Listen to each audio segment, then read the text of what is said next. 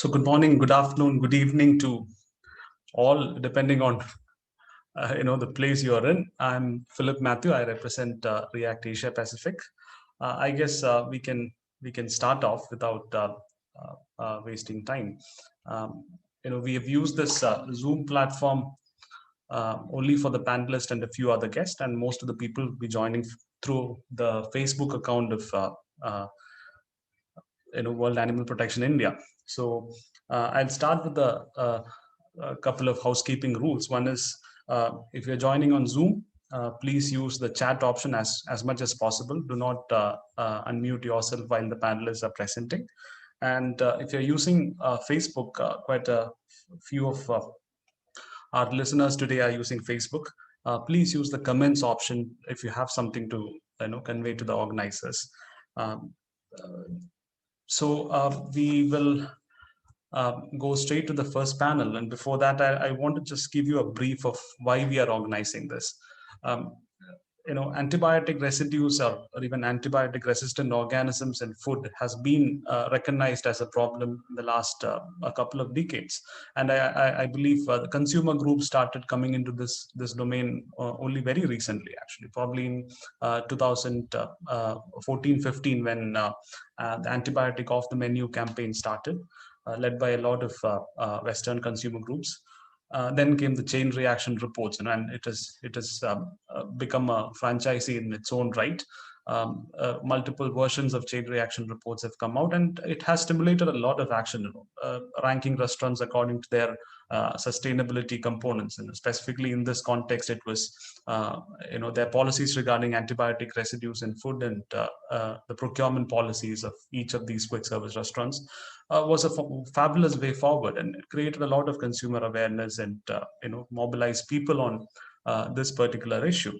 And complementing that, Center for Science and Environment in India came out with the double standards report, which was again well received throughout the world by civil society. Again, looking critically at the quick service restaurants and its specific policies regarding antibiotics in food recipe.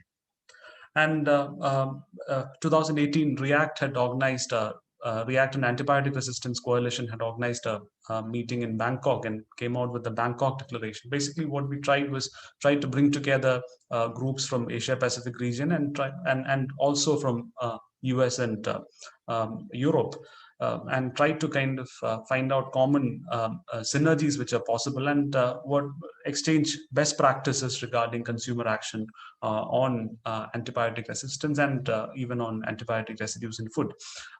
Bangkok Declaration was a landmark document in the sense that it viewed this issue in a very holistic manner and came out with a lot of sustainable suggestions, which takes into account the interests of small farmers as well as small producers.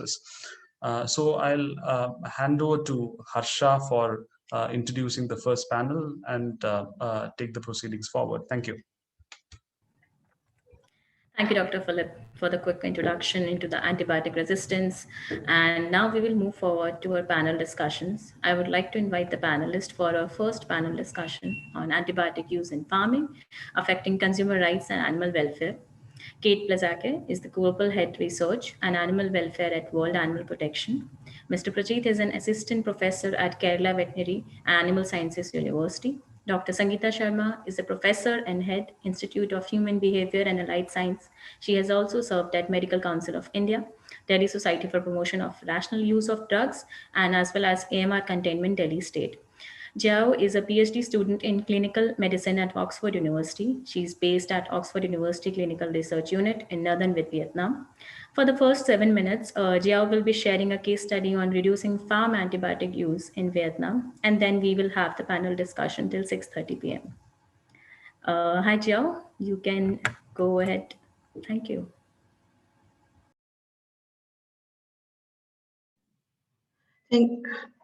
Hi, Harsha, can you hear me now? Sorry. Yes, absolutely audible. Thank you. Thank you. Thank you, Harsha, for the introduction. Now I'd like to take everyone on a tour from the world to Vietnam and zoom into what Vietnam has done in order to reduce farm antibiotic use. First, Let's have a look at antibiotic use worldwide. Up to 73% of antibiotic consumption in the world is for animals, and only 27% is for humans. In Vietnam, it's 72% for animals and 28% for humans. So we may say that antibiotics are overused for animals in Vietnam. Yes, but the situation is not necessarily worse than the average in the world. If we compare Vietnam, however, with countries that have a higher standard of animal welfare, then it would become clearer why Vietnam needs to change. In the EU, for example, 152 milligrams of antibiotics is used per kilogram of animal biomass. And in Vietnam, the figure is 63% higher. So against this backdrop, a few projects, not a lot, but some projects have been done in Vietnam trying to reduce farm antibiotic use. The only project to have had a specific focus on farm antibiotic use and have reported results is called VPARC. It was a trial conducted from 2016 to 2019 in Đồng Tháp province in the south of the country, which is highlighted in red on this map. And the goal was to reduce antibiotic use in small chicken farms by providing farmers with a comprehensive veterinary support system.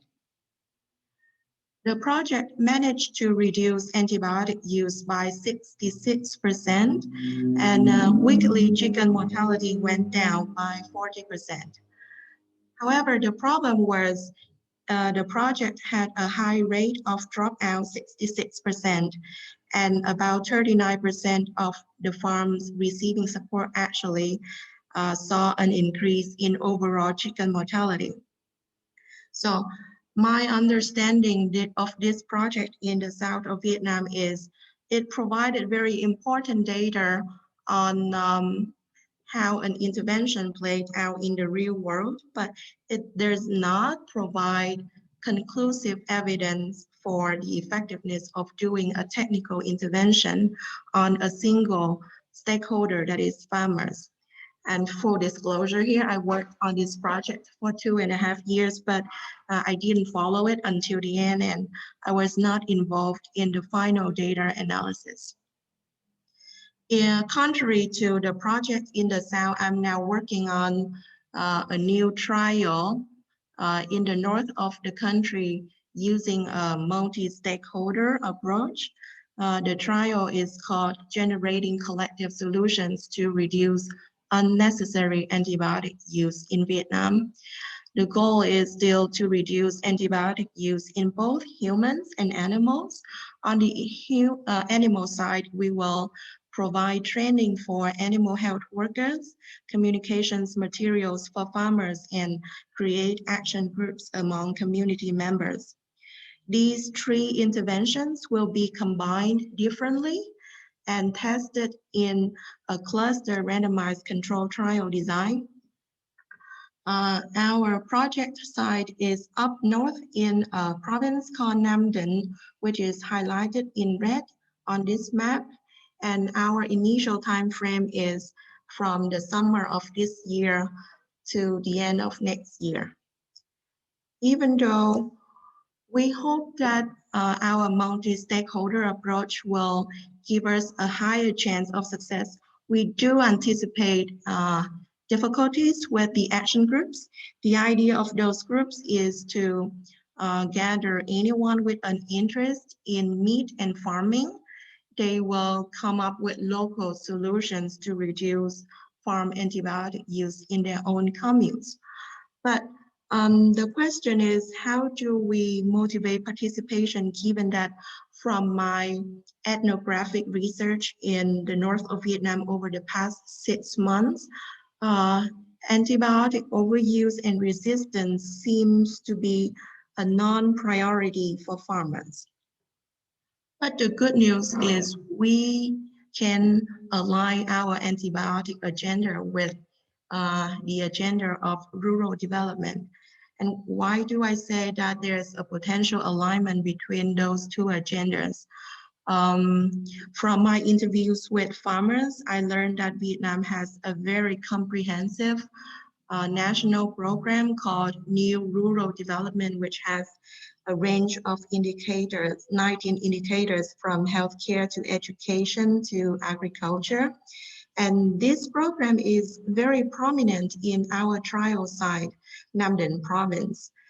The province performance in the New Rural Development Program is actually ranked in the top 2 out of 63 provinces across Vietnam. The province Nam Dinh is currently trying to expand the One Commune One project scheme under its rural development agenda, where farmers can register their best products and reach out to consumers who are willing to pay a higher price. So why don't our action groups encourage farmers to adopt responsible antibiotic use and from there access premium markets under the One Commune, One product scheme? This is hard work, of course, and it may turn out to be too difficult, but if our action groups can do that, it would be a very great alignment. And thank you for your attention. Thank you so much. That was a wonderful presentation. And I will quickly go ahead into our panel discussion. And I would like to invite other panelists as well. And we will start with the questions. I think there is a wrong slide being shared. Can you please correct? Thank you.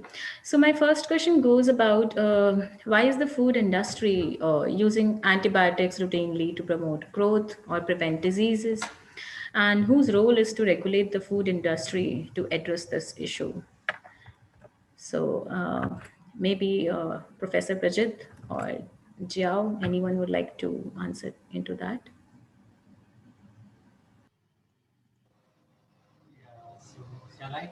Yeah. So Yes, thank please. you. Thank you for inviting me for this panel discussion here. So as far as the question is concerned, I'll move on to the population first. Okay, if you see the population all over the world as well as in India, it's an increasing trend. The current India population is nearly around 1.4 billion and the world population is touching 8 billion. So what you have to remember is that apart from the population increase, we have the GDP per capita income of the people, especially in India, is also on increasing trend. So when these two are on an increasing trend, there's a chance for tendency for purchasing more protein-rich diet. So there's a huge demand for protein-rich diet. So so nowadays, what happens generally is that to meet the demand, the farmers use for more production certain growth promoters as an additives. So when it is being used, this increases the feed conversion ratio as well as helps in gaining weight. That apart, we have antibiotics which are being used as a metaphylaxis for control measures, for prophylaxis, for prevention, as well as for therapeutic use, for treatment. So and nowadays we have more of an intensive system of farming.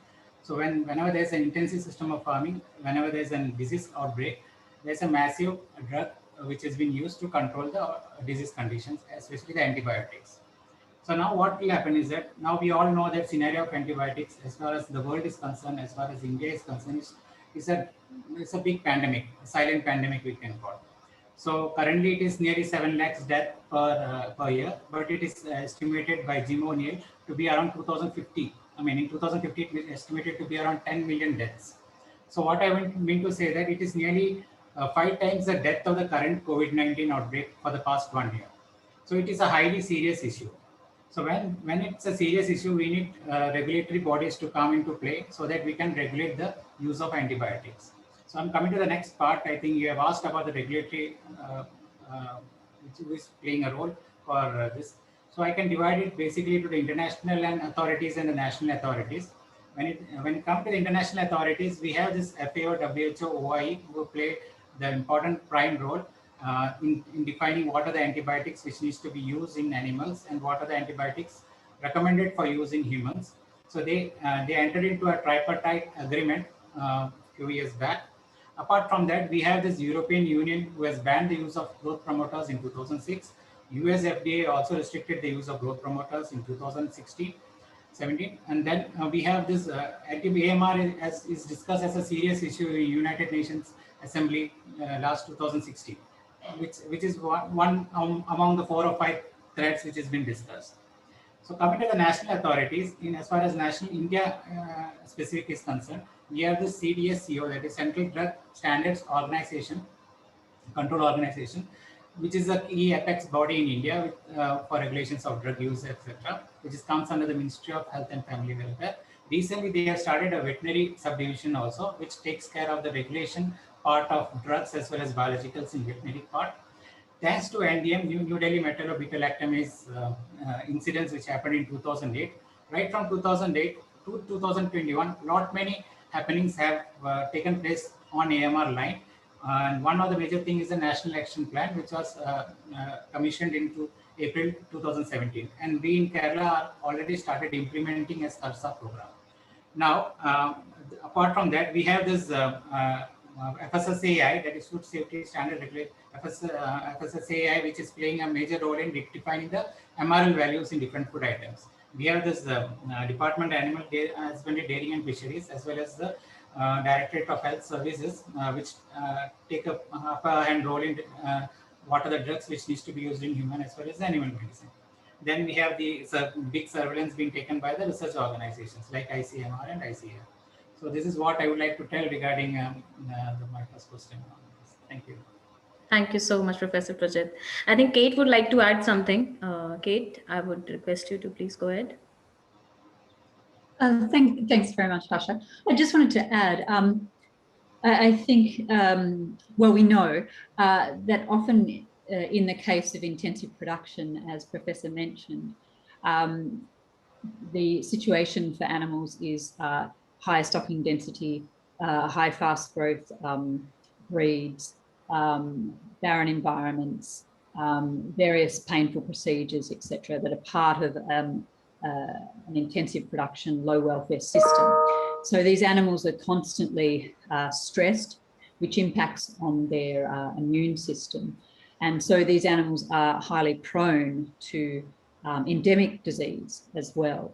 And so we see that there's a high rate of gastrointestinal disease, respiratory disease, particularly at high times of stress, say after brooding, after weaning, after these procedures, and before market, etc., etc. So there's a high rate of prophylactic use of antibiotics. And this is actually use of antibiotics when animals are healthy. They don't necessarily have any signs or any confirmed disease. And that's a high proportion of use of antibiotics we know in industries, including in India, as we know.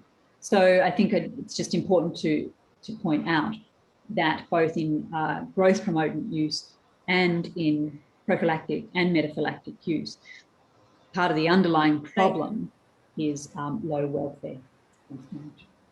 That's a really important point. I think we really need to think about why we are feeding antibiotic. I think that's what my next question is coming up. And I think, Joy, you would like to add something quickly, maybe? Thank you. Yeah, I just would like to add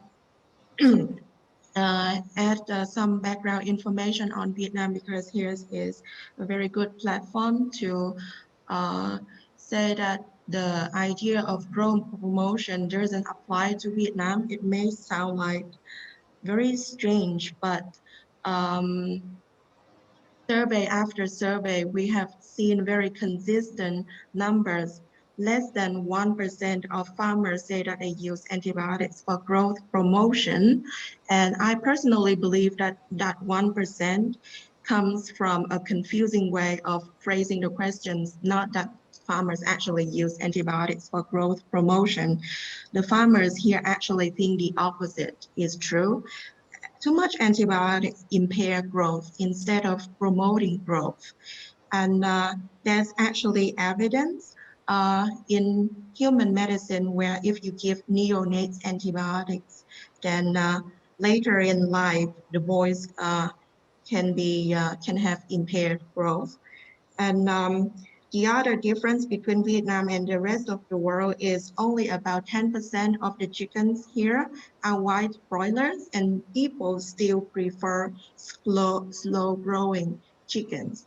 And so again, growth promotion is a problem somewhere else, not in Vietnam. So if we say that Vietnam has banned growth promotion antibiotic, then we have made some progress. Then it's a very low standard and it creates a false sense of progress. This is amazing to hear. Thank you for sharing that information. I'll quickly move to my next question, which is about how does excessive antibiotic use, that's what we are talking about, amplify public health risk? What is the role of AMR and unregulated use of antibiotics in farming? I would like to request Dr. Sangeeta if you can pitch in to the question. Thank you, Harsha. I think the gathering means the unnecessary use and the largest, as largest use is taking place in animal, and it is not in human healthcare. And these two uses, came in parallel. And AMR is not a new phenomena. This is an ancient phenomena, and it has been seen with every new class as and when it was discovered, and very soon, within 1 year's period, you started registering. Even Alexander Fleming, noted this in his Nobel Prize speech. So, but the problem comes, as we all know, is from coming from, there are different applications of antibiotic use in animals.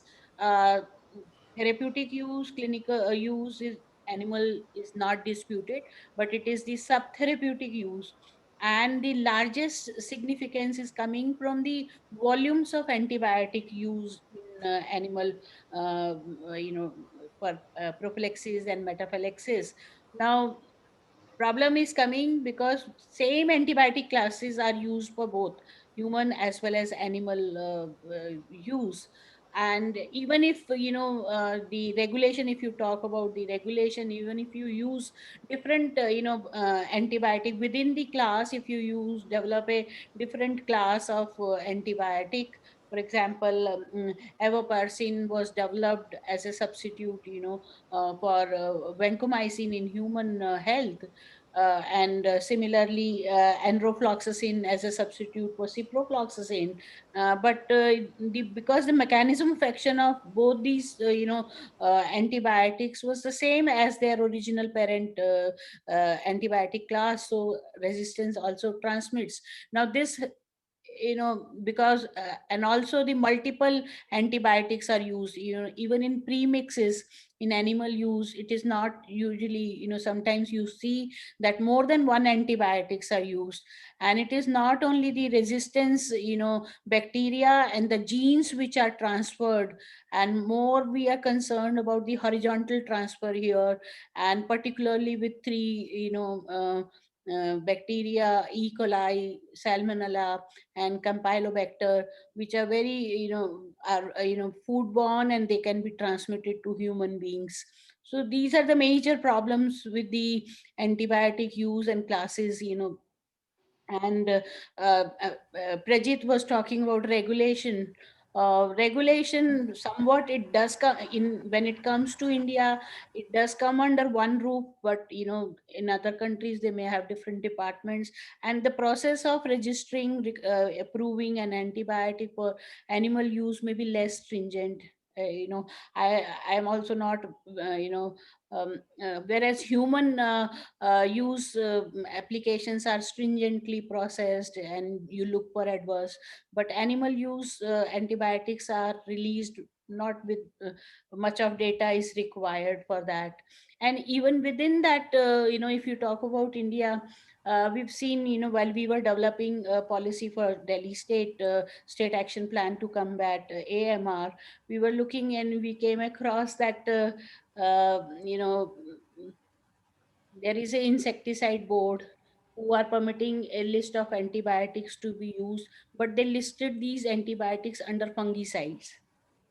So, and Right. fungicides are less regulated. So that's how this problem of excessive use is coming in. And when we looked at, FSSI has come come up with the list of antibiotics with maximum tolerable limits in animal food products. Initially it was just 22, now it has been raised to 103, but there is no testing capacity at this moment in the country. There were very one or two laboratories in Delhi, who could do this. So that's another concern. And it is, of course, the Yes. excessive use is leading to, we all know, excessive deaths. People are getting sicker. They are not recovering. Mortality is coming. Treatment is long. There are neurological, toxicological effects of these antibiotics on human beings. Uh, Carcinogenesis, Right. we are aware of these neurological side effects like attention deficit disorder in children and other neurological disorders. They have also been reported. Dermatological side effects in farm workers or those who are working in these places. They have a lot of reports of allergies coming. Immunosuppression is one of the this thing. So these are the impacts of the Yes. excessive use of antibiotics. And further, Absolutely. I think, yeah, I feel that there is a lot of field that we need to see that how it is affecting. Like pandemic is one of example. So we know that we have been affected highly in every sector due to COVID-19. So I would like to know more if any one of you can talk about what kind of increased antibiotic use has put a burden on pandemics and environmental risk, if there are any. So maybe Professor Prajit, would you like to comment on that? Um, yeah, well, talking about environmental health perspective, what I would like to mention that, as you know, as you asked, there is intensive system of farming, or what we call as factory farming sometimes. Okay, so here in this type of farming, as I told in previous topic, that there are so many antibiotics which are being used. So in the system of farming, sometimes it is also integrated with aquacultures and other things. So this all waste comes in an unconventional sewer to the slurry tank, and from the slurry tank, the slurries are being disposed of into the soil, which contaminates the soil as well as the water bodies, and then becomes a very big environmental health risk. So once this becomes an environmental health risk, it affects the humans who consume the crops, the animals which are grazing there, the fishes which are being reared there. So it becomes a big issue. When coming to the pandemic side, what I would like to mention is that an antibiotic AMR itself is a silent pandemic of epic proportion.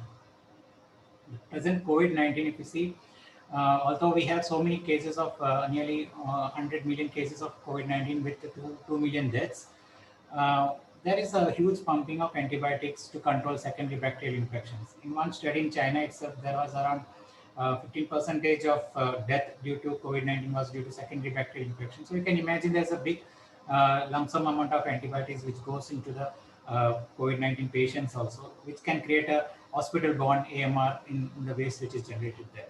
But anyway, what I would like to again stress upon is that we are very much thankful for the COVID-19 outbreak, pandemic. The main reason is because of this particular pandemic, it has created a huge awareness among the people on the basic hygienic measures, the sanitation, what we understand by the vaccinations, what is the importance of vaccinations.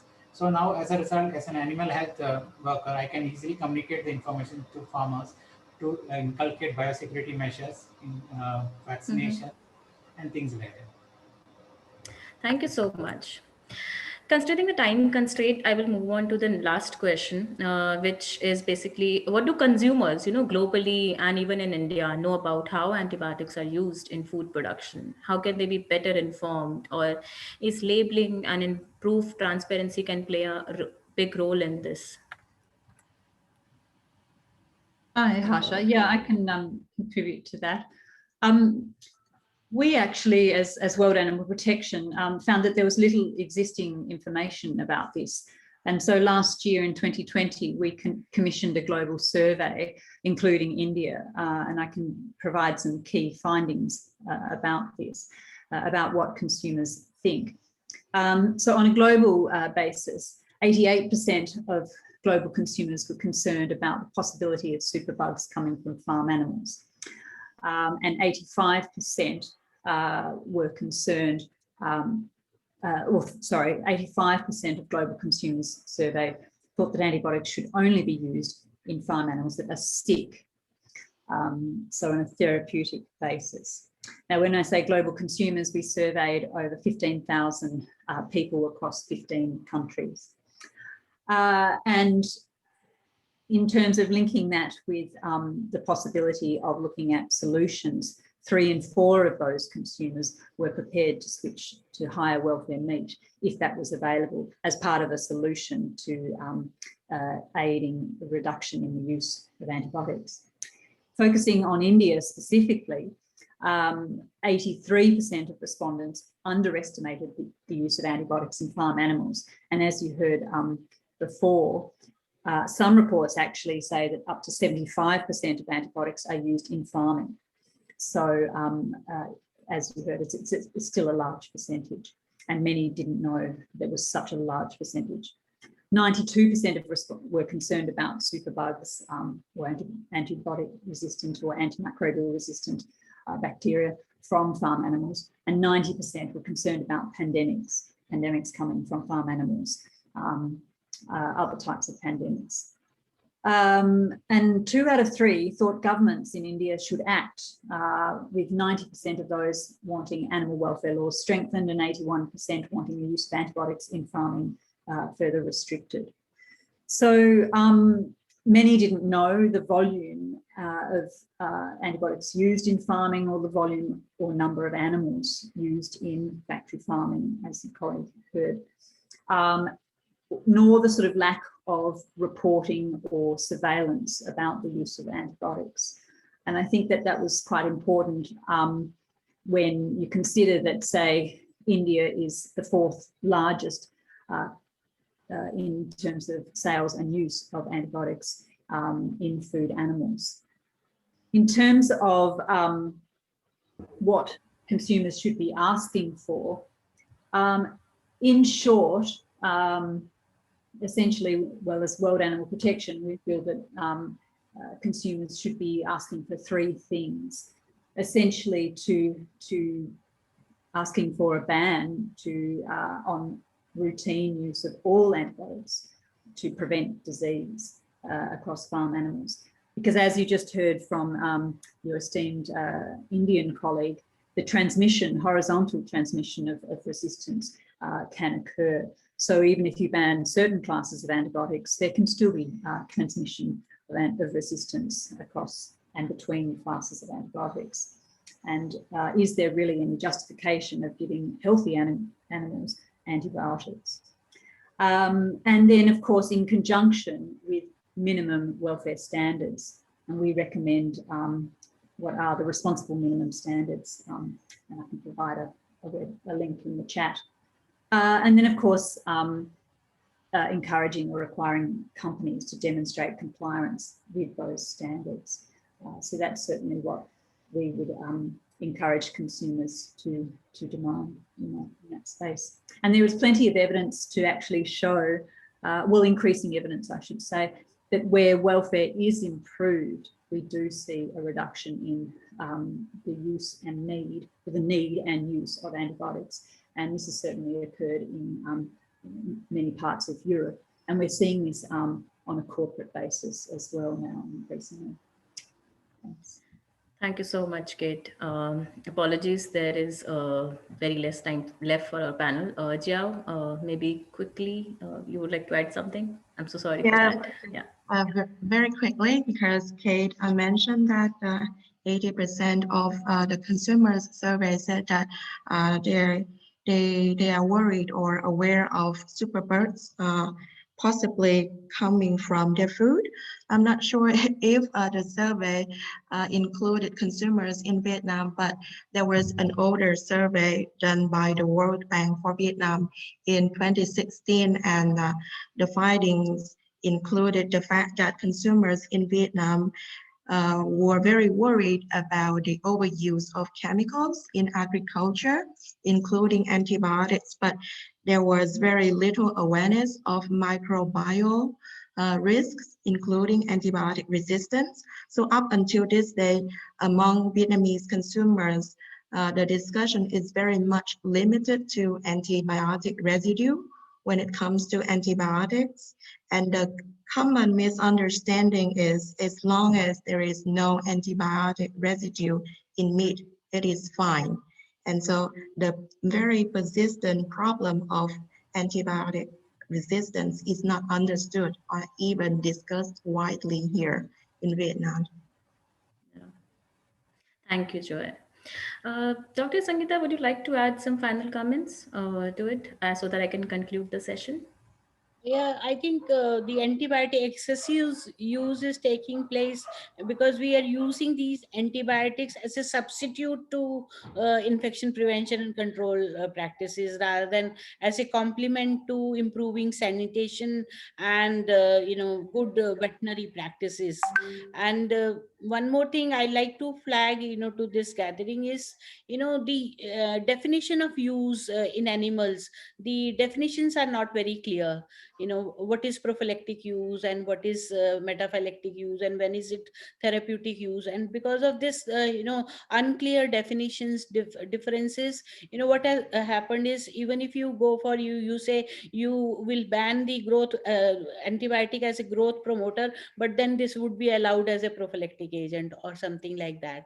So this is something Right.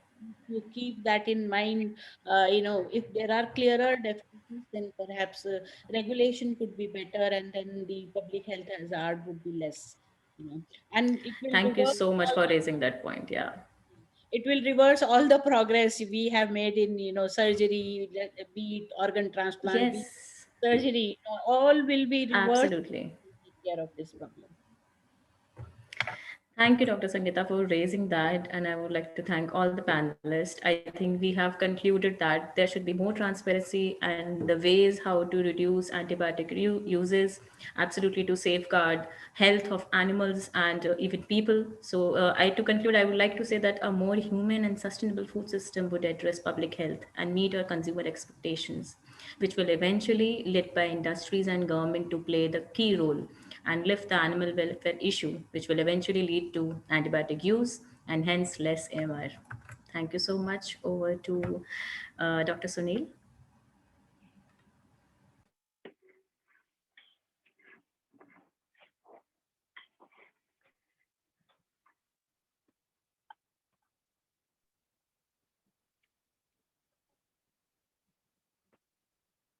Thank you very much, Harsha.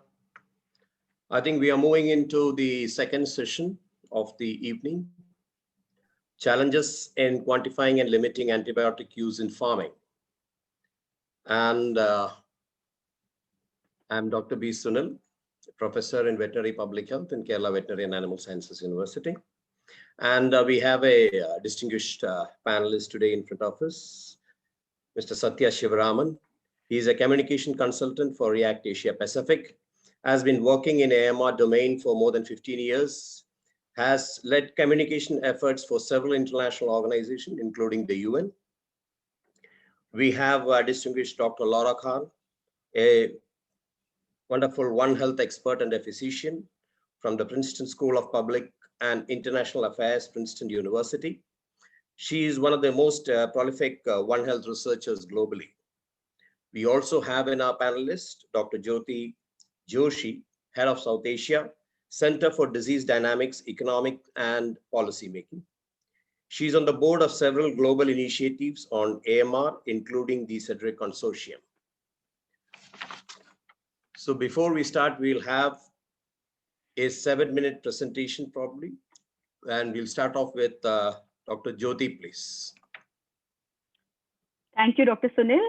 Should I share my screen, Harsha, or Yeah, are you putting please. it for me? Okay, I think that's I think fine. I have already shared. Yeah. Yeah. Sure, that's fine. So thank you to all the organizers for raising this issue at this World Consumer Day. And I would just like to share the latest report that CDEP has released recently on the state of the world's antibiotics. So I think we've already had a discussion. Antibiotics are used to treat infections in both humans and animals. And this is a state-of-the-art scenario for everybody here to be aware of. So without much ado, let me go to the next slide, Harsha. So this is a quick slide to show you. On the left in A, you can see the antibiotic use in high-income countries, and this is humans, mind you. And this is the change in the antibiotic consumption over the past 10 years. So you will see the use of penicillins and cephalosporins has increased, and there has also been a markedly increased, I should say, and there has been an increase in resistance. But if you compare that with the panel on the right, which is low and middle income countries, there has been an equally, but not as substantial increase in antibiotic use in these countries, but the rise in resistance is remarkable, and that is what is alarming. So we all know that the antimicrobial resistance will hit low and middle income countries hard, and within these countries, whether it's high or low, it hits the poorest and the most vulnerable the most. Next slide, please. This is an index called the Drug Resistance Index, which has been developed by CDEP researchers to communicate the whole problem of drug resistance or antibiotic resistance to the common man. It's like a stock market index which takes the weighted average of antibiotic use or antibiotic resistance in a particular country versus the weighted average of its use for treatment. And this includes whether the treatment remains efficacious or not. And you can see here that at the bottom are countries like India, Thailand, Ecuador, Venezuela, which have a very high drug resistance index and consequently a larger problem of antibiotic resistance due to either ineffective drugs or less amount of choice in terms of drugs and higher resistance. Next slide, please, Harsha. This is an overall slide to show the increase in daily defined doses per 1,000 population in large parts of the world. So the trend overall, as you can see in this slide, is upwards. We are seeing increased volumes of antibiotic use in humans, in whether it is in the emerging markets or countries, or in the South Asia, or in the Latin America. Increase is remarkable. And that fosters the problem of antibiotic resistance if it is not used appropriately. Next slide, please.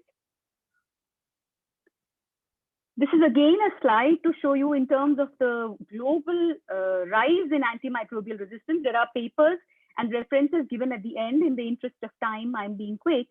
You can see the countries where the color is yellow or red have seen the highest increases in DDDs per 1,000 inhabitants, and that has been in Oceania, Asia, etc. So these are regions which have seen increase in the use of antibiotics and probably not seen the inclusion of new antibiotic molecules, which could have tackled resistance better. Next slide, please. Coming to the talk of the previous session also, and this is what shows that it's not just antibiotic use which can guide resistance, but it is also the other interventions in health that can prevent infections. And amongst them, vaccination is one of the top interventions. Why? Because more vaccinations means fewer infections, a low disease burden, and less transmission. But it also means that in those few infections, there will be less antibiotic use and less selection pressure. So not only is there the direct saving of the infection loss, but also the indirect saving of the savings of lives not lost to resistance due to these antibiotics and infections. Next slide, please. And overall, I think antibiotic use, I don't have to stress it more here. We need to have stewardship for these antibiotics. And antibiotic stewardship means not just the involvement of just the doctor or the clinician or the patient, but a larger team, which includes the hospital management, the consumers, the patient.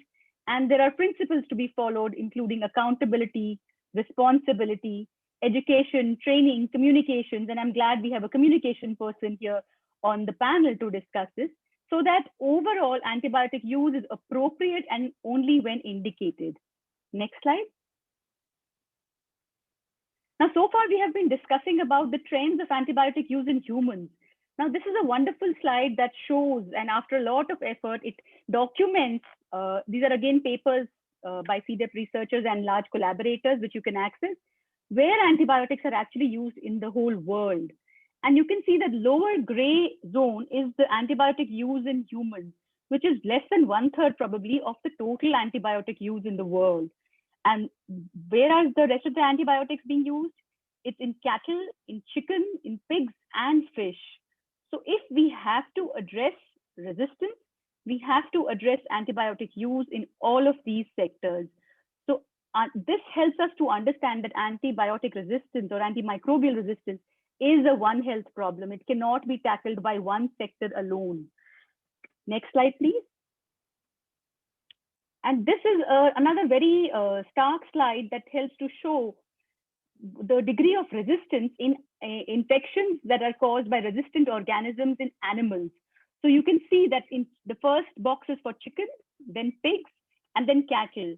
So most of the farmers who are doing animal farming will be losing their crops to not just because of their regular losses, but because of resistant organisms.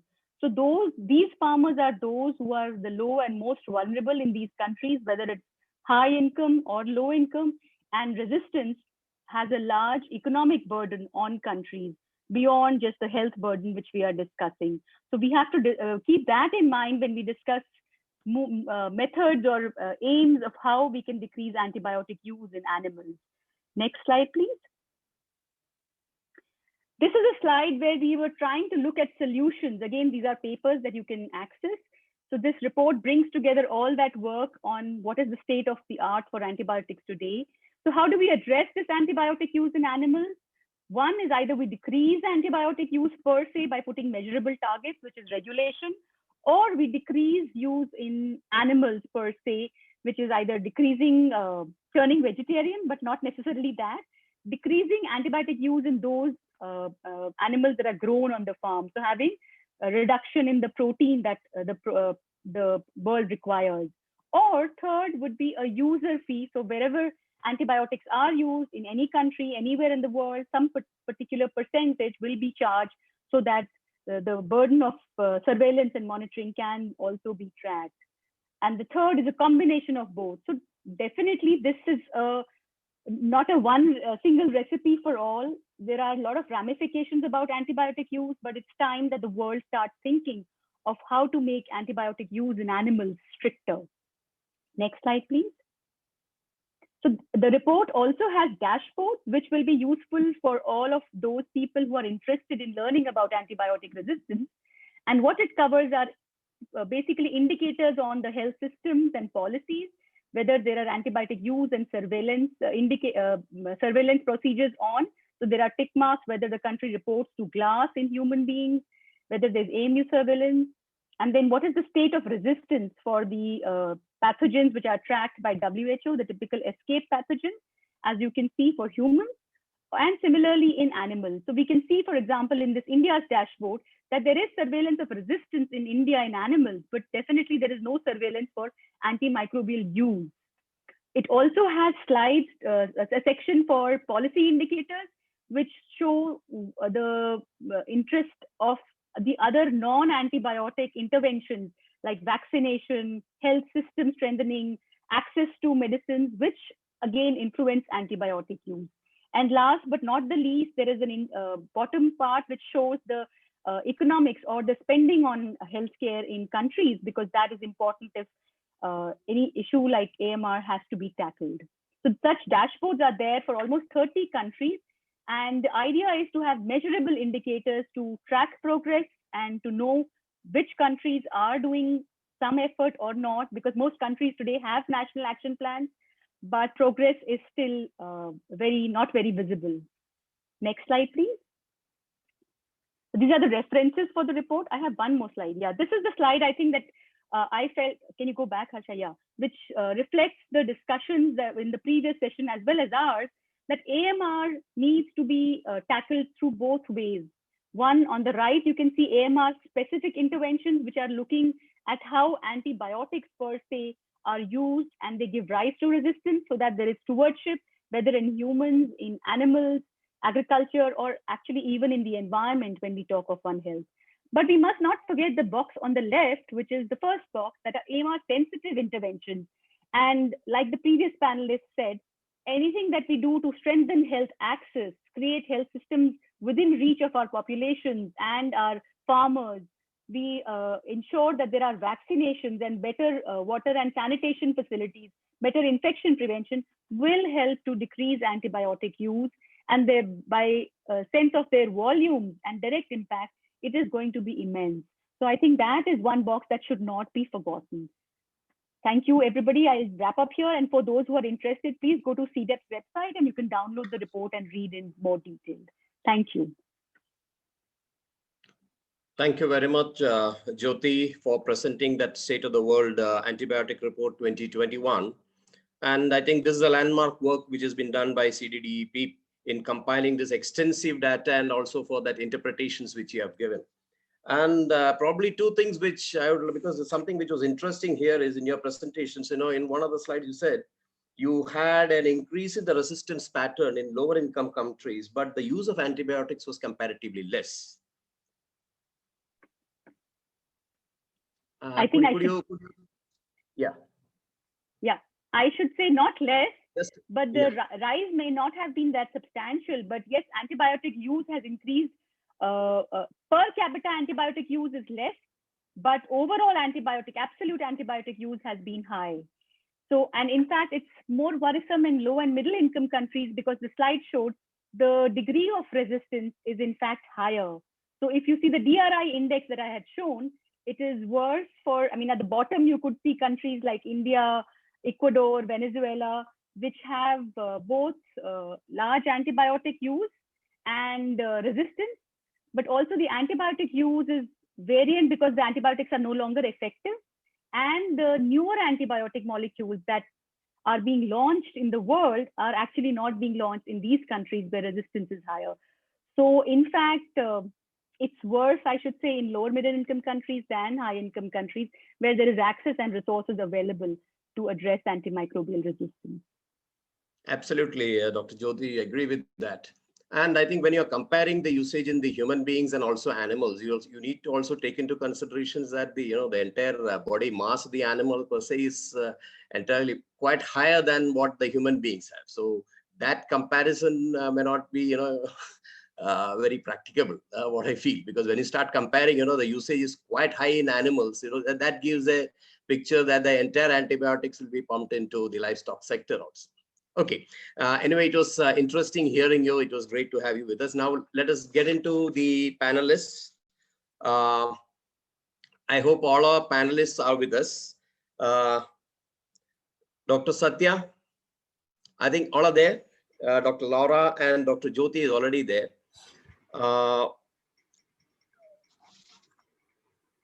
Dr. Satya, you are there? Yes, I'm here. Yes. Nice to see you. Yeah. Same here. Now we have been talking of these interventions, AMR interventions in agriculture, and it is very difficult, to get this measurement done in the agriculture. How do we intervene? What is the impact of this and all that? Now, how do we exactly measure this impact of AMR interventions in agriculture? Do we really need a global indicator for measurement of this impact? Like, for example, in climate change, now you have setting a target of a global temperature rise to less than 2 degrees. So something on those lines, would it be possible to have indicators on those lines to measure this? Satya, could you take that? Yeah, I think an indicator like that would certainly be useful. In fact, given the similarity of the antimicrobial resistance issue to climate change, that it is part of a, like climate change, it's a global problem. It's driven not only by human actions and human behavior, but also the interaction between what we do and the ecological system. So it's very, very similar. In fact, that was one of the first insights we at REACT, when we started working back in 2005, was to compare antibiotic resistance to climate change. And I think some of the measures that have come up as a way of understanding and communicating climate change can be used in the context of antimicrobial resistance also. For example, even the idea of carbon credits, for example, in climate change, where you allow some companies, I know this is not a non-controversial issue, but I'm just giving an example, crude example of what kind of measures can be used. For example, um, if like in carbon credits, what happens is that a company that is using a technology that helps lower the amount of carbon emission, they get credits which they can sell to companies which are emitting more carbon. So in a global system, like a market exchange kind of mechanism, to balance out the overall amount of carbon being emitted globally. And you do need a system like that, not exactly this mechanism, because the carbon credit mechanism did not work very well because there's a lot of fraud involved. A lot of fraudulent claims, and the compensation was substantial for companies in developing countries. So it's just collapsed. But the idea is not a bad idea. For example, if you have a pig farmer in Thailand, if you give, I mean, people are using antibiotics in larger and larger quantities for two reasons. One, definitely as a growth factor, because if you take swine farming, for example, uh, there is a fairly big difference if you don't use antibiotics and if you use antibiotics. There's a big difference in the weight of the swine that is produced. And in terms of the money made, there's a huge difference. So the farmer has a very strong incentive to use antibiotics under some name or the other. He may say he's not using it as a growth promoter, but he knows that using antibiotics is critical to making more money. So if it is about money, then you have to come up with financial incentives for him to reduce the amount of antibiotics he's using. So you do need mechanisms similar to what is being used in climate change. But having said that, I think at the level of in terms of measuring the overall quantity of antibiotics used, in most developing countries, there's a huge problem. You don't have the data, you don't have a reporting mechanism. It's too cumbersome. And beyond the formal uh, kind of use of antibiotics, like how much is being imported, how much is being stored, how much is sold and distributed, there are a lot of informal channels, even in Thailand, which is a relatively better reporting system. They've started cleaning up in the last 3-4 years, and their work is worth looking at because they start from a very poor base where hardly any data existed or very poor quality. But they made a very important policy decision to say that, yes, we are very badly off, but we're going to do something about it. Even if it takes 5 years, 10 years, we're going to clean up our data collection mechanism. And they've been producing this surveillance of antimicrobial consumption reports the last 2 years, which are steadily improvement from the previous year. It's a very brave thing. In India, for example, I think not just India, most countries in Asia or in Africa need to clean up their data collection mechanisms. And they have to start somewhere. And the Thai example is worth looking at. But the question is whether you need perfect data. I don't think you need to wait for all the data to come in. In Thailand itself, for example, there have been excellent studies to estimate antimicrobial consumption at the level of typical poultry farms, for example, from which you can extrapolate what is the overall quantity of antimicrobials being used by the poultry sector. Similarly, you can do studies for the pig farming or cattle or fish or wherever. So I think we should not wait for full and perfect data collection, because one can get totally caught up in this idea of getting the best data and ignore the fact that data is meant to bring about policy change or policy action. And so the Thai example of cleaning up the data is worth emulating. But in countries like India, where it's very difficult for India to emulate Thailand because we don't have that kind of culture of good quality data reporting itself. And in India, it will take a longer period of time. In several other countries in Asia, for example, Indonesia is very similar to India. in terms of the quality of data. But having said that, I would say that action can be taken and policy can be changed based on limited good quality surveys. And I think what we need to do is to produce very good quality situation analysis reports based on whatever data is available, plus good quality surveys from which extrapolations can be done. But even more important is that we need to, in Dr. Joshi's last slide, she uses the term AMR sensitive interventions, and as opposed to AMR specific interventions. And I agree with that point, because AMR is not just about their therapeutic use or as a prophylaxis and so on and so forth. It's driven by multiple factors, many factors, some of which have already been mentioned in the previous discussion. Is driven by population growth, increased demand for meat, lifestyle changes. And I think that in terms of the AMR sensitive interventions, we need to look at also the whole issue of the rational use of medicine. What the medical establishment, whether veterinary or human health people, they talk about rational use of medicine. It's a very hard sell, because, why would you expect people, farmers, or even human beings to become very rational when it comes to use of medicine, when they're very irrational about almost everything in their lives, everything else in their lives? So I'm arguing for a point. The point I'm making is that we need to have a much better grip on the social, cultural, anthropological, ecological factors beyond just the medical Absolutely, factors. Satya, In the Satya, interest of time, yeah. Yeah. We are running behind schedule. Sure, In the interest sure, of sure. time, can you keep it short? Yeah, I'm done. You can So continue with this question. that is well taken from Satya.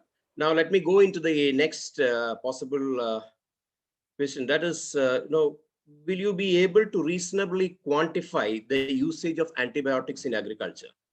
And is the situation different in the low middle income countries and high income countries? Now, this quantification of the usage of antibiotics. Dr. Jyoti, would you like to take that?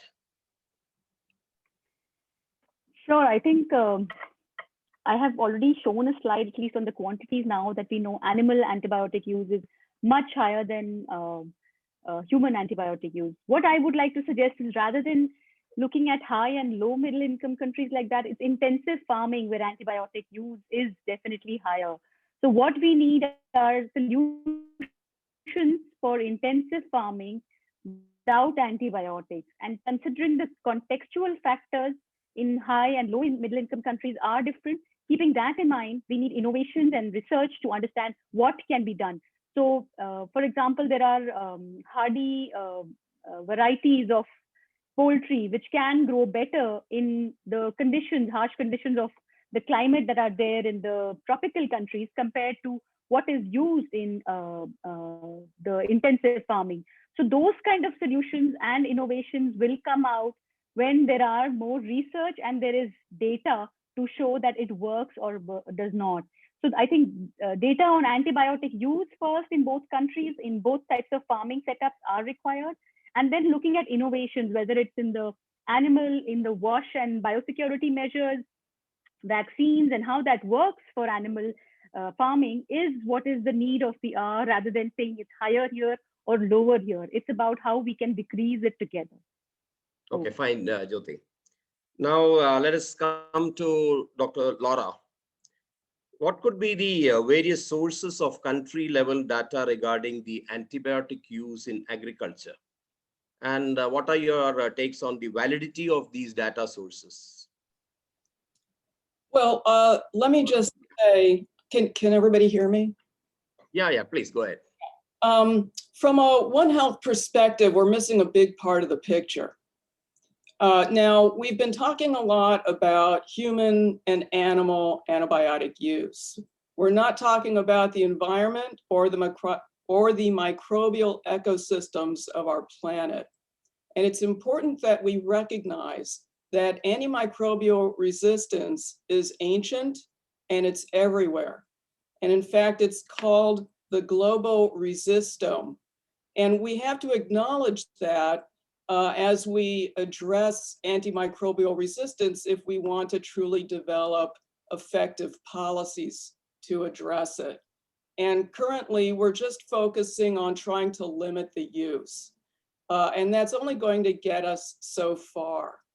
Now, a very important paper that I think everybody should read. Well, first, I've included in the chat the Nature article about the ancient antimicrobial resistance. But the other really important article is this one that I just posted in Nature. And it is an estimation of the global production of fecal mass by humans and animals. This was done by Berendis, published in 2018. At that time, there were a little over 7 billion humans and about 30 billion food animals. And they estimate that together, they produce about 4 trillion kilograms of fecal matter. Now, much of this fecal matter, 80% of it, comes from animals. And yet our sanitation systems, if they do exist, only process human fecal waste. So that means we've got a lot of animal fecal matter in our environment. Some of those animals receive antibiotics, some don't. But nevertheless, they mix with the soil microbes that already have resistance. They share their genes. All of this fecal matter together collectively can fill almost 1.6 million Olympic-sized swimming pools every year. And that amount is increasing as the human population increases and as the animal population increases. And so it's kind of defeats the purpose if you're living in a microbial dense, fecally contaminated environment with contaminated soils, crops, water, leading to foodborne and waterborne illness, increasing the demand for antibiotics. And there was an important study that actually CCDP did looking at global antibiotic use consumption in both humans and in animals. And interestingly enough, if you compare the maps, particularly the use in humans, with the maps in global ratio of animal to human fecal matter, there seems to be kind of an overlap. So that the countries with more animal to human fecal matter ratio appear to be using more antibiotics per capita. So in other words, you're contaminating your environment with fecal matter, people are getting sick and they're needing to use more antibiotics. So it's all a vicious cycle. And unless we fully address that, we're going to continue to just, struggle trying to address this issue ineffectively. So I think including the environment is extremely important, and that's been overlooked in our discussions. Thank you, Laura, for that very fascinating information which you have put forth. And the next one, I'll just take it to Jyoti. With regard to the OIE annual reports which we have yearly, the annual OIE reports on antimicrobial agents which are intended for use in animals. Now, do you feel that such reports which are coming up has been successful in stimulating any sort of policy action at country levels? So that's a great question, but I think we must remember that till the time the UN resolution for antimicrobial resistance to be tackled by countries was passed, it was piecemeal efforts by organizations like REACT or CDEP or few countries rather than the world as a whole. So the report definitely is a step forward because it acknowledges the problem and tries to get data on the table.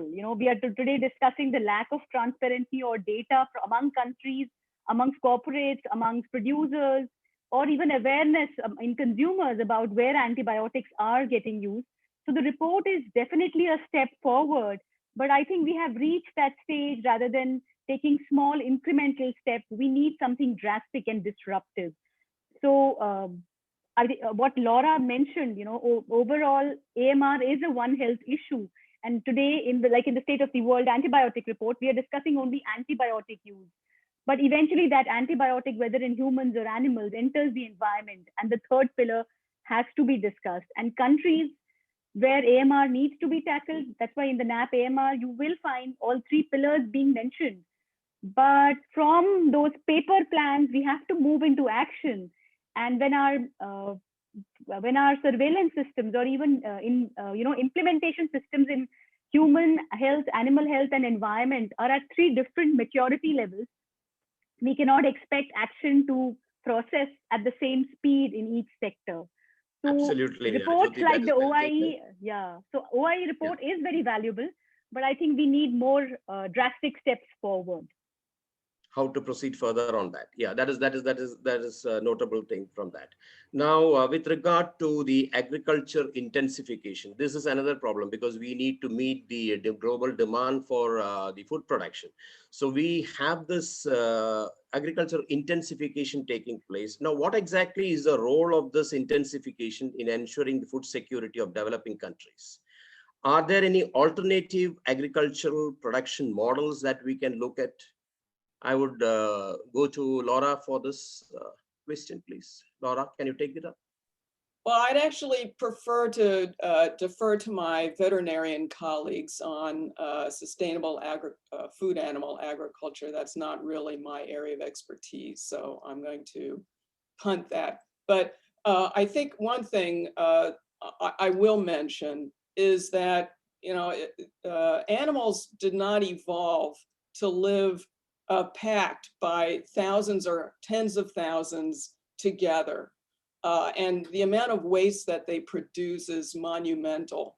And we've got these huge manure lagoons that are just ripe for environmental contamination, particularly after a storm where they get flooded and contaminate the environment. So it's not sustainable. And how much fecal matter do you really need? I mean, a lot of it is used as fertilizer, but particularly if it's not processed, then you're putting raw fecal matter on soils, which is very dangerous because you're introducing pathogens, enteric pathogens onto your agricultural soils.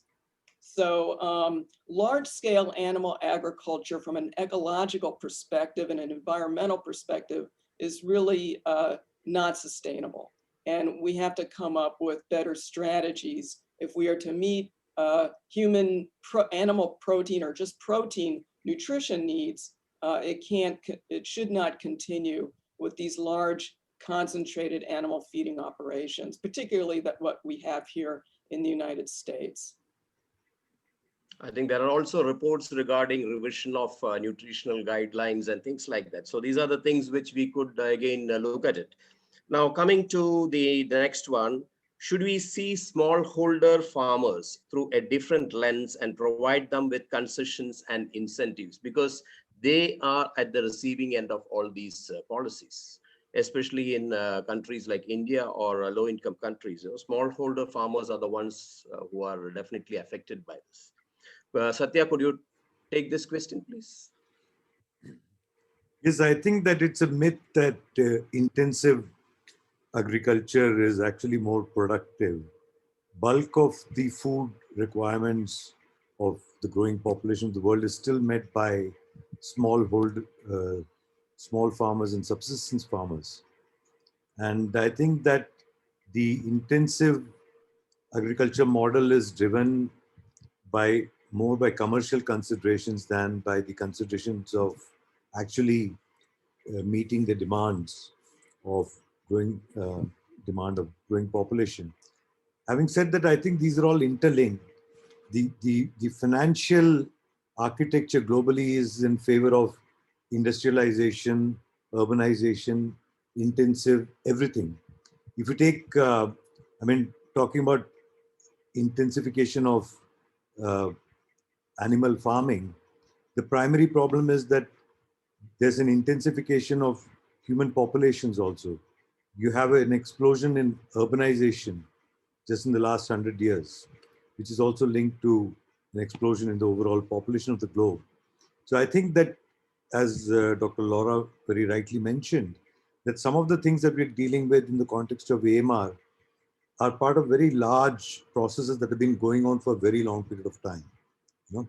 For example, one of the papers that came out a few years ago, very similar to the paper that Dr. Laura mentioned, is about how the diversity of animal species on the planet has shrunk in the last 10,000 years, whereby today the human species, along with the, I think, 4 or 5 of the domesticated animal species, constitute something like over 90% of all the terrestrial animals on the planet. And they all live close to each other. And their microbiomes have become uniform. The loss of diversity of the microbiomes, gut microbiomes of human beings and these domesticated species, is also a factor in driving AMR. So we are dealing with very large problems, exactly like climate change.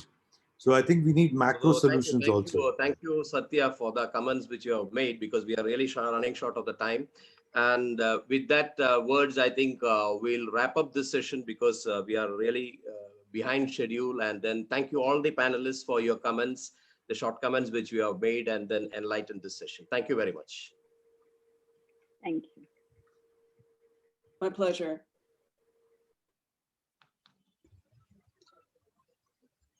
So thank you, Professor Sunil, for moderating that wonderful session. We move on to the last session of the day. I think since today is the World Consumer Awareness Day, and the consumer groups are there for the third session, we have reserved the best for the desserts, probably. Can I butt in, Philip? I'm so sorry. Yeah. You know, I have to move somewhere at 7:30. So, sure. We will wind up in the next 15 minutes. So you will have to pardon me if you miss me out. You know, sure. I have to leave at 7:30 because it's a live show which I have to go and attend. Yeah, I can totally understand. I think we have 3 wonderful panelists today. We have Professor Bijon Misra, who is the founder of Consumer Voice and also the editor of the Aware Consumer, which is a monthly magazine. He was also on the board of FSSAI. George Cherian, sir, basically is the director of CUTS International, one of the foremost consumer organizations in the country. It is a truly global consumer organization now, with offices all across the world, and they have done wonderful work, and especially in trans fats labeling and certification, and various other things, including electricity regulations. Then we also have Dr. Rajeshwari Sinha, who's a program manager for Center for Science and Environment, which is one of the organizations which has led the AMR. I would say the activities around AMR, or at least the interventions, especially in the animal and environment side in India. So their work has been recognized globally also, and the director of CSE now features on the Global Leaders Group on Antimicrobial Resistance, which is the highest decision-making body in the world for antimicrobial resistance now. So we have wonderful, we are really privileged to have 3 wonderful panelists today. I invite Mr. George Cherian, Director of CUTS International, for a brief presentation on their efforts to eliminate trans fats and packaged foods in India. We have a lot of learnings possible from what they have done for trans fats, because we can, a similar thing is quite possible for antibiotic residues also. Over to George, sir. Thanks, Philip, for that wonderful introduction.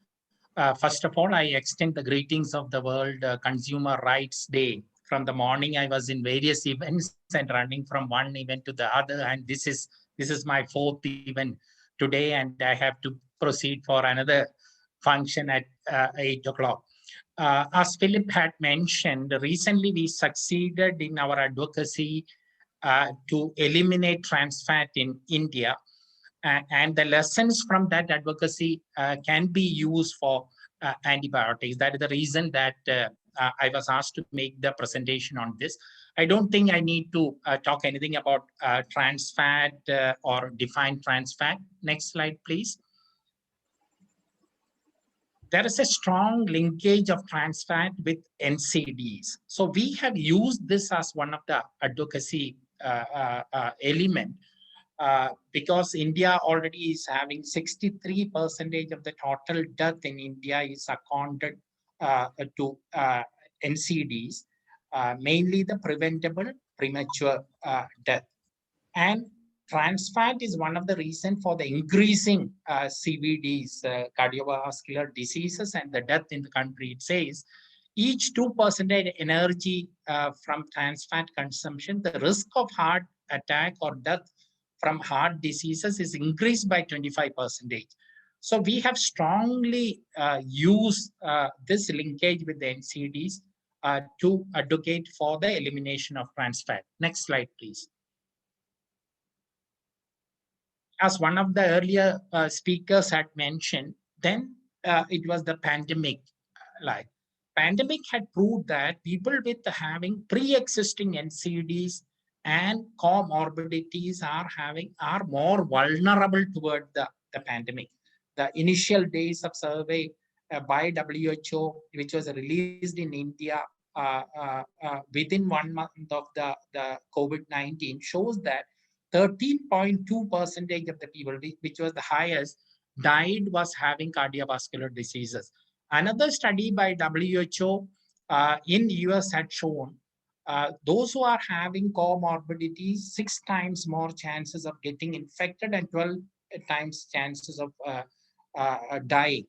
And in that data, it shows that 32% of the people who died as a result of the pandemic was having cardiovascular diseases. So strongly, we have advocated this is the time to eliminate trans fat. We have used that occasion of the pandemic. Next slide, please.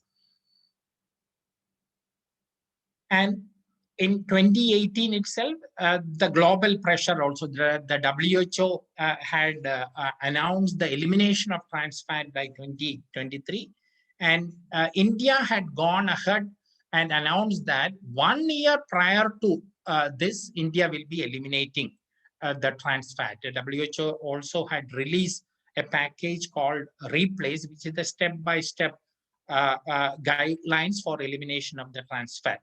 So both this, one is the international announcement by WHO and the commitment of India, we have used to push for the elimination of trans fat. Next slide, please.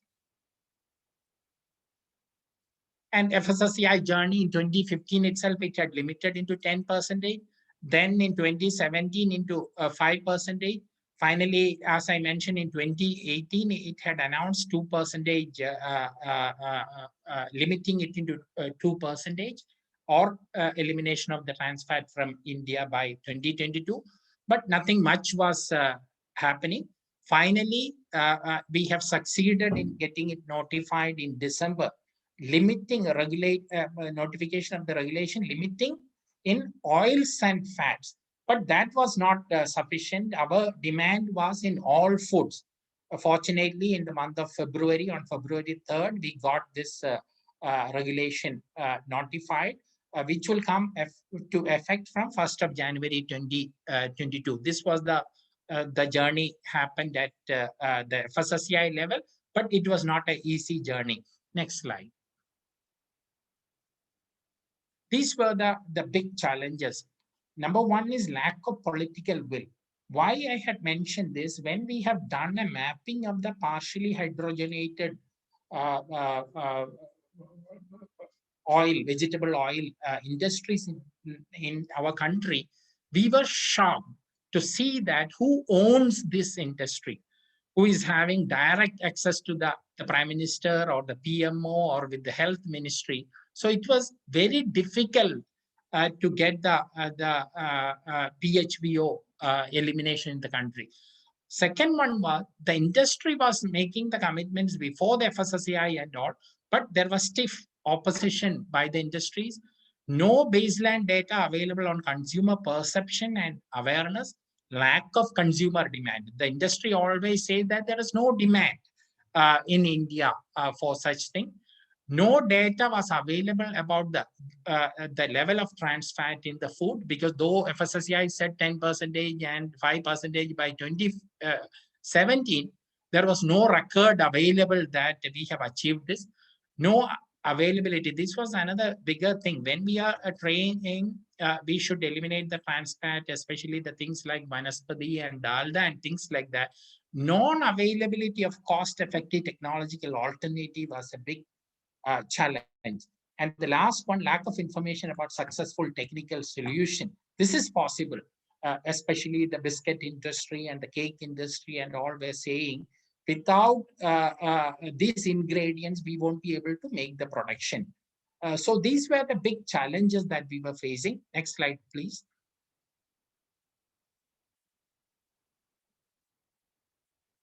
So these were the advocacy strategies. I'm not going into the details. Media advocacy, engage with the policymakers, strategic partnerships with FSSAI, NIN, Consumer Coordination Council and all. Counter opposition, develop the conceptual framework and tactics for addressing the opposition. Next slide, please. So these were the efforts made by us. First, we have formulated a charter of consumer demand, which we have released at the national level and also submitted to various ministries, especially to the Ministry of Health and to the regulator. Regular op-eds and articles in the media, regular meetings with the FSSAI, the CEO and the senior advisors of FSSAI, seminars, workshops, and consultation for various stakeholders to generate public demand to support 2%. We have brought in August 2018 all the stakeholders together. Otherwise, FSSAI was talking to various stakeholders separately. Meetings with the food industries and business associations like CII and FICCI and all. Meeting with consumer demands, especially we have used the platform of the Consumer Coordination Council. We also had conducted consumer awareness surveys, especially on the eve of the World Heart Day and all. Survey to gauge the level of awareness among the common consumers, stakeholders, and influencer mapping.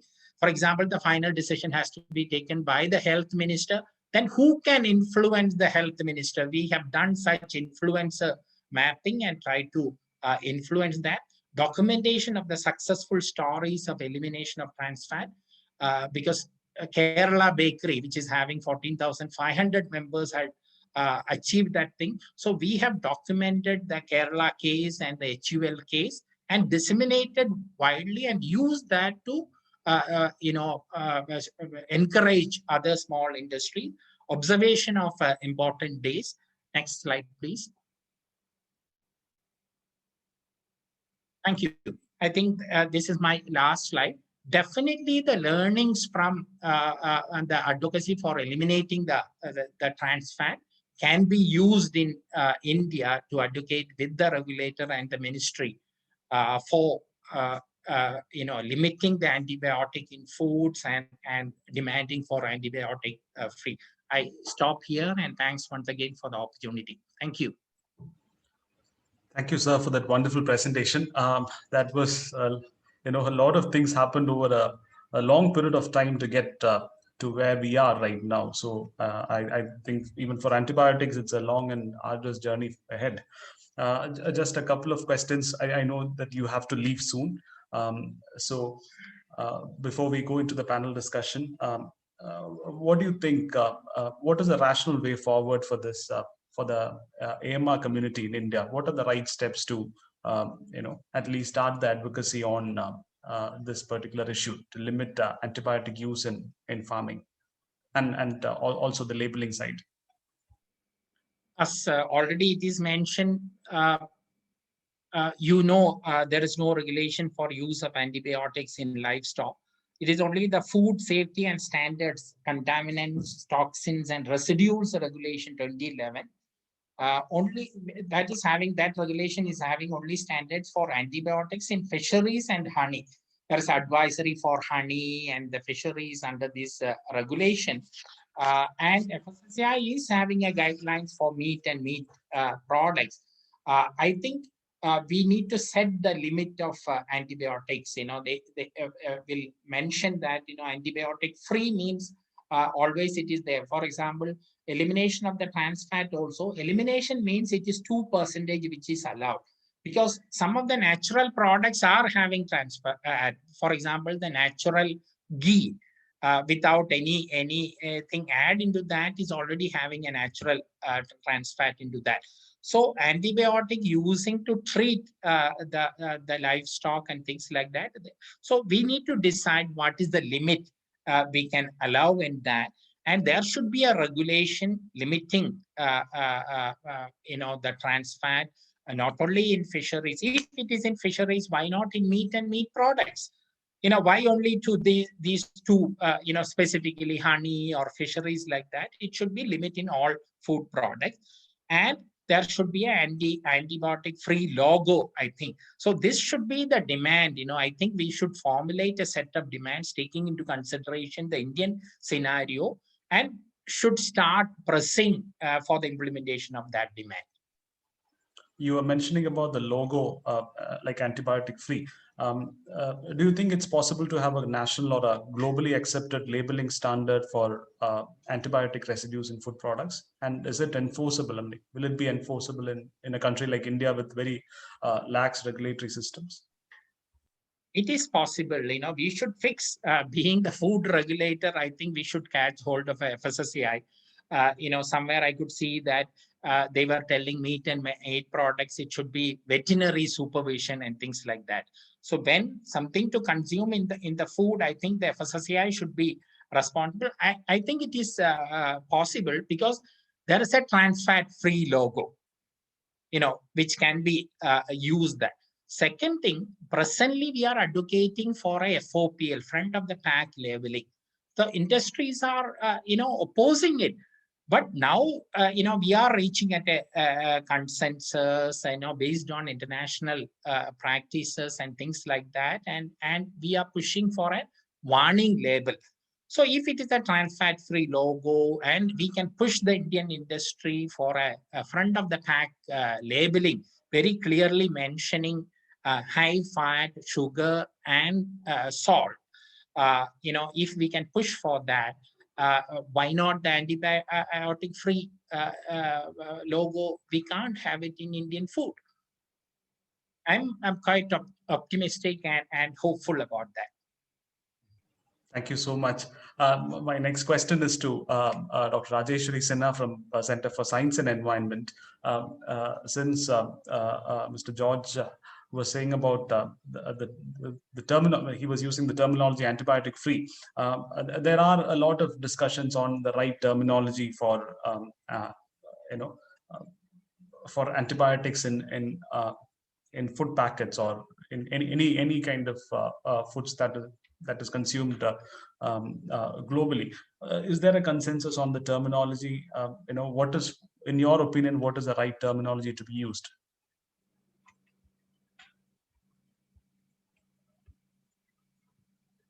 Rajeshwari, you're muted. Okay, thank you, Philip, and thank you to the organizers for getting us on board this event. To answer your question, Philip, I think there are pros and cons, and which needs to be judged with this kind of terminology when it comes to influencing the consumer, because we are directly talking to the consumer here. When it comes to antibiotic free, of course, as a consumer, I would feel more at ease that I am consuming something which is free of a chemical. It gives me a sense of consuming something which is on similar lines of pesticide free. But then when we go back to the technicalities, antibiotic free could mean that whether antibiotics may not have been used at all while raising the animal or the bird, or it could mean that it means that the MRLs, the levels of antibiotics that is in the product is below the MRLs of the standards limits set by the FSSAI. So there could be different meanings. The alternative which we have been talking about, and I think you would also agree that the terminology of putting on board raised without routine use of antibiotics. Now while that will not be as catchy to the consumer, but I think it also reflects on the process by which the animal or the bird has been reared. So as I said, it needs to be judged on what we actually want. And at the same time, if I say that, okay, antibiotic free is too, maybe raised without routine use of antibiotics is something what can go forward. But then the question comes is, can we even measure in that case? Can we what will be the yardstick of measuring the antibiotic residue level in the product? So my answer to this would be that, this needs to be a lot more campaigned, a lot more thought about, and then strategically placed, because we are talking about consumers here who readily get influenced by what is being portrayed.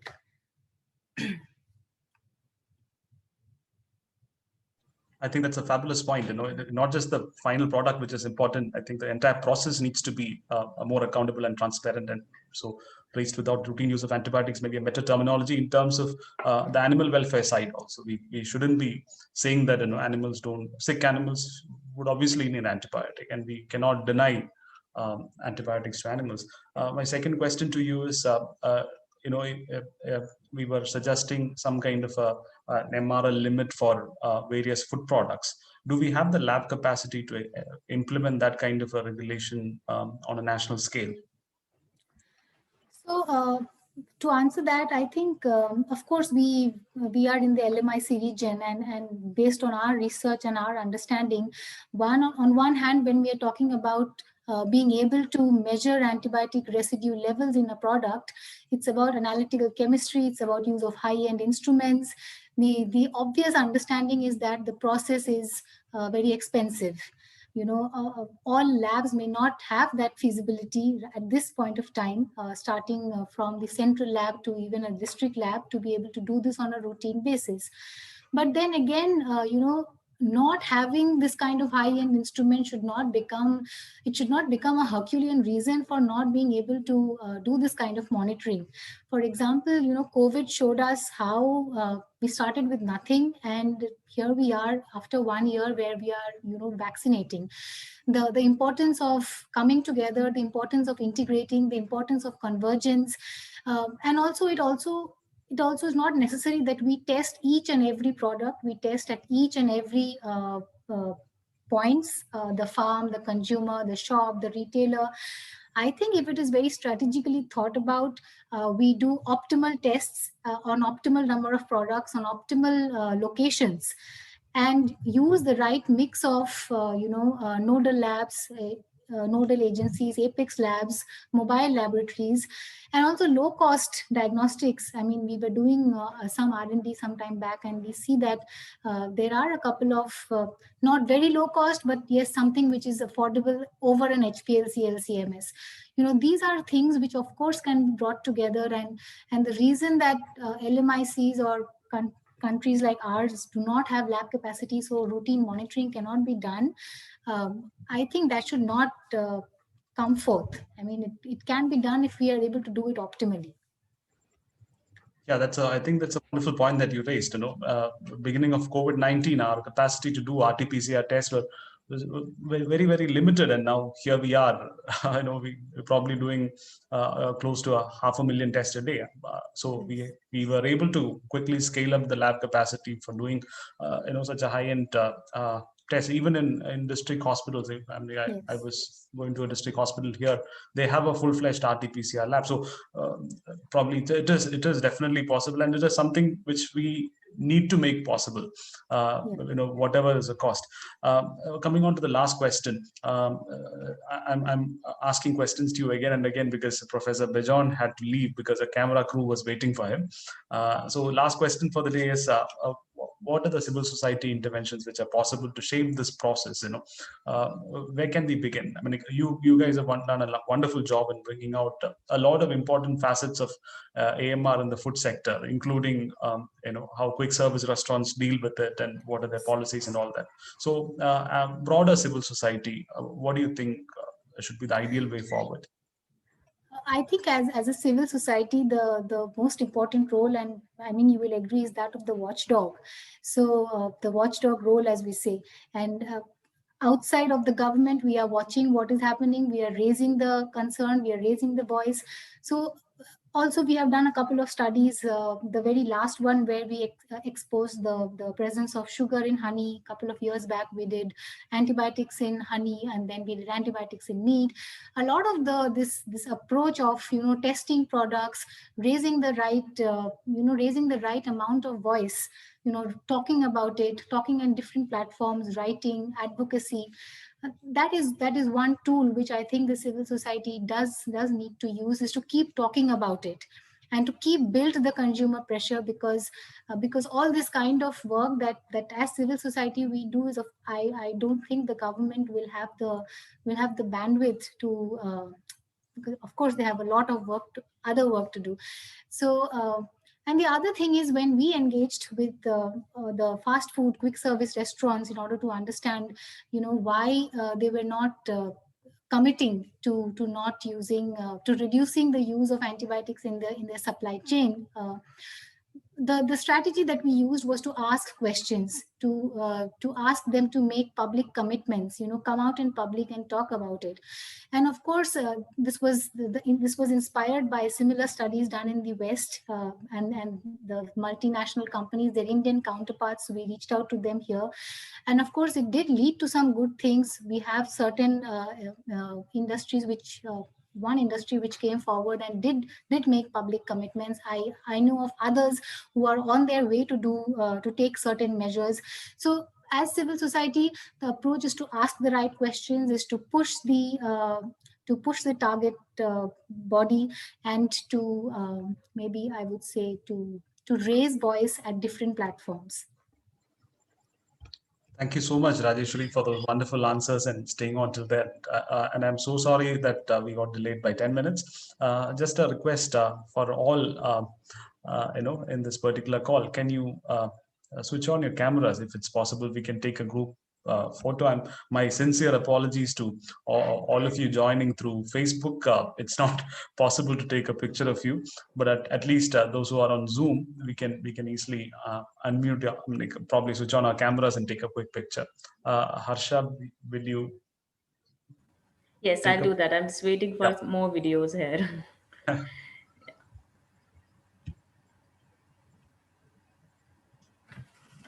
Great.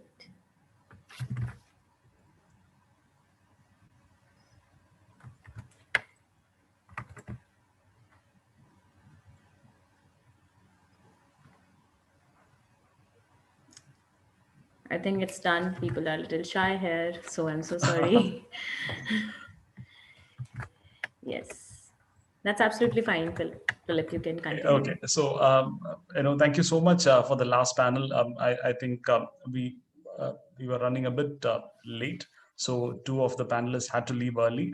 Today being the Consumer Awareness Day, the consumer groups are extremely busy and jumping from one meeting to other. So both Mr. George Cherian and Professor Bijan Kumar Misra had to leave in between.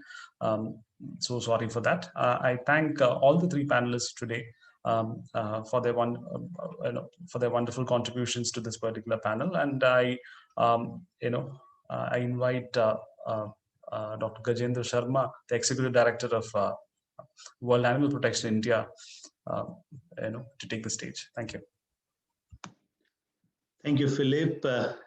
And in the interest of time, I found this webinar very interesting with a lot of information. We look at the different challenges, opportunities, and look at what the problem is. And I think we know what the solution also. And some of the panelists highlighted the clear need that we need to work in a more collaborative way to address this problem of AMR. So on behalf of the organizer, I would like to thank all our speakers for taking time out to join us today and sharing their thoughts and knowledge with all of us. And I'm sure these sorts of discussion will continue in near future to make us, learn more from each other and share and inspire each other to address this problem. I would also like to thank our moderators, Dr. Philip, Dr. Sunil, and my colleague Harsha for moderating the session so effectively. And I know sometime, in such sessions when you are getting into the discussion, sometime, we overrun with the time. But I think it was very useful to have those discussion and hearing all different perspectives from different speakers. Last but not the least, I would like to thank all the participants for joining us today from different part of the country, and some of our international colleagues are also here. There are people also watching us on live on Facebook as well. So those who are not here on Zoom, they are there on Facebook Live. As part of the follow-up of this webinar, we will be sharing the recording with all of you and others who all registered with us, and along with a feedback form. So we request all of you to share your feedback about this particular webinar, and if there is anything else you would like to know more about what World Animal Protection is doing and around the antibiotics and farm animal welfare, as some of our speakers highlighted, that animal welfare is one of the potential solution to reduce the antibiotics use in farm animal production system. So with that note, I once again thank you, each and every one of you, for participating and joining us today. And take care and good night. Thank you. Thank you so much. Take care, everyone.